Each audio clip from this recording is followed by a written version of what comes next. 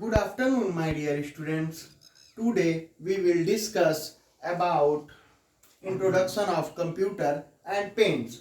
तो अगर कोई आपसे पूछता है कि what is computer, तो आप सबसे पहले बताएंगे computer is a electronic device and it's oriented machine particular use for trade, education and research. जैसे कि C कंप्यूटर की स्पेलिंग होती है COMPUTER, तो कंप्यूटर होती है तो C फॉर होता है कॉमन, O फॉर होता है ओरिएंटेड, M फॉर होता है machine, P for particular, U for use, T for trade, E for education, R for research.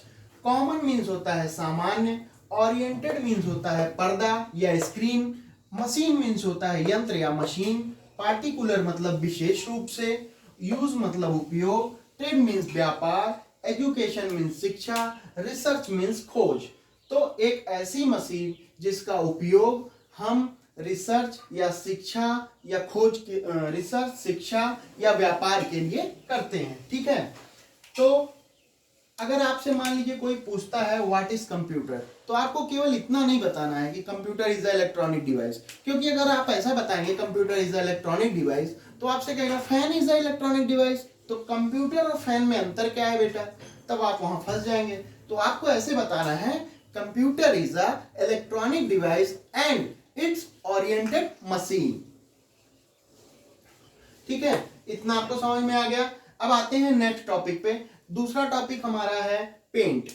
तो पेंट क्या है? पेंट विंडोज की एक ऐसी एसेसरीज है जिसमें हम नए नए शेप या किसी भी तरह की ड्राइंग कुछ भी बना सकते हैं. तो Paint is a Windows accessories is a very interesting tool.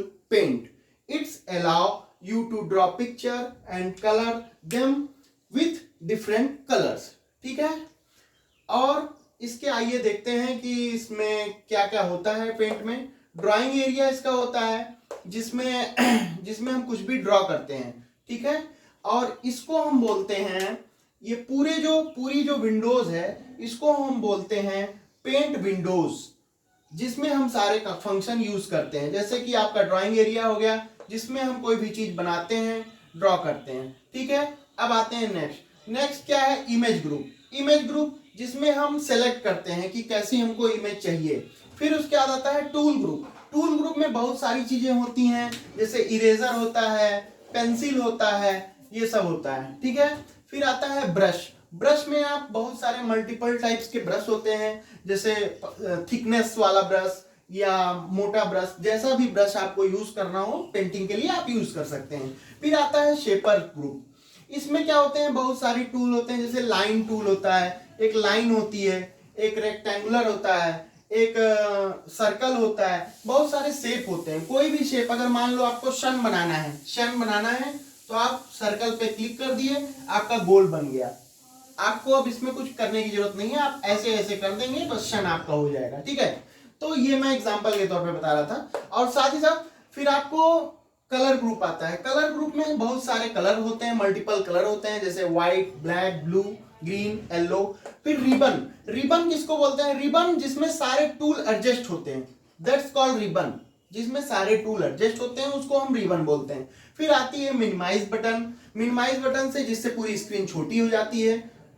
फिर उसके बाद आता है मैक्सिमाइज बटन में होता है कोई छोटी स्क्रीन है उसको हम बड़ा करने के लिए मैक्सिमाइज बटन का यूज करते हैं. फिर आता है क्लोज बटन में पूरा आपका ड्राइंग एरिया जो है, पेंट विंडो जो है पूरी, वो क्लोज हो जाती है. ठीक है.